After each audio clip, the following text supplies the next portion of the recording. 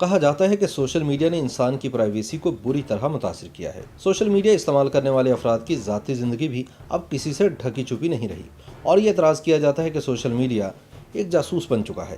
لیکن سچ تو یہ ہے کہ اس جاسوس کو ہم اپنی ذاتی زندگی کی مخبری کی اجازت خود دیتے ہیں۔ بات کی جائے سوشل میڈیا پر فیس بک، ٹویٹر اور دیگر پیغام رسانی کی ایپس کی، تو انسان کی دن بھر کی تمام معلومات عام لوگوں کی رسائی میں ہوتی ہیں۔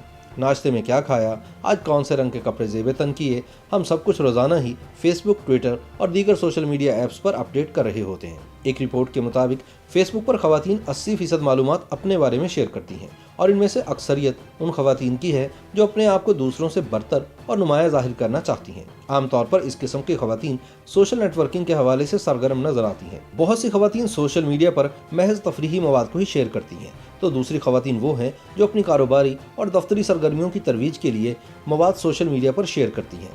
کچھ احساس کمتری کا شکار خواتین بھی سوشل میڈیا کا پلیٹ فارم صرف اپنی تعریفوں کے لیے ہی استعمال کرتی ہیں۔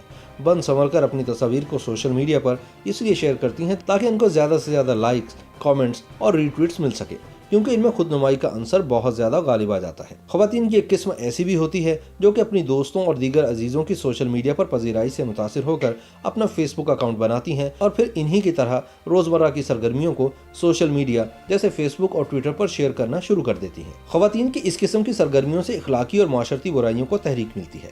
کچھ بااعتماد خواتین ایسی بھی ہوتی ہیں کہ جو دوسروں کی رائے کو ہرگز ترجیح نہیں دیتی۔ انہیں بخوبی علم ہوتا ہے کہ ان میں کون سی صلاحیت موجود ہے۔ ماہرین نفسیات کے مطابق عام طور پر 10 سے 25 برس کی عمر تک انسان اپنی منفرد پہچان بنانے کے لیے خود کو بہتر سے بہتر ثابت کرنے کی کوشش کرتا ہے، اور اس کی بھرپور کوشش ہوتی ہے کہ اس دوران لوگ بھی ان کی زیادہ سے زیادہ حوصلہ افزائی کریں۔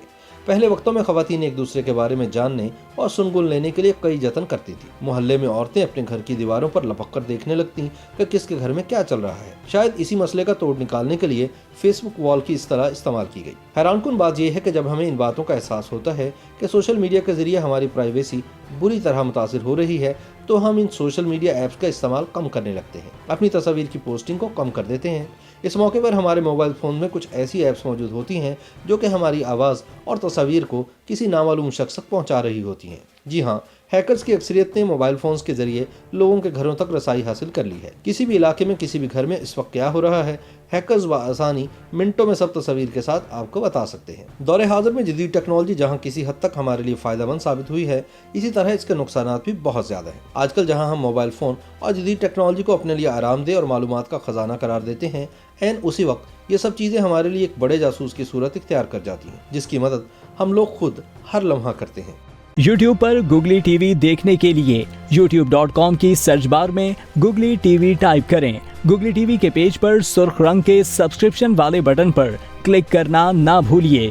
یوٹیوب پر اپلوڈ ہونے والی ویڈیو سے باخبر رہنے کے لیے بیل آئیکن پر کلک کیجیے۔